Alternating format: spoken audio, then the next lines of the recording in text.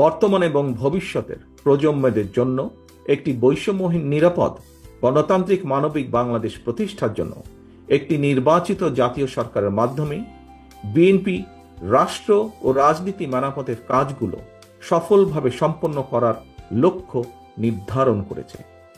সেই লক্ষ্য পূরণে আসন্ন জাতীয় নির্বাচনে বিএনপি জনগণের রায় রাষ্ট্র পরিচালনার দায়িত্ব পেলে গণতন্ত্রের পক্ষের রাজনৈতিক দলের প্রতিনিধি এবং নির্বাচিত জনপ্রতিনিধিদের সমন্বয়ে জাতীয় সরকার গঠন করবে, যা অতীতেও আমরা জাতির সামনে কমিট করেছি।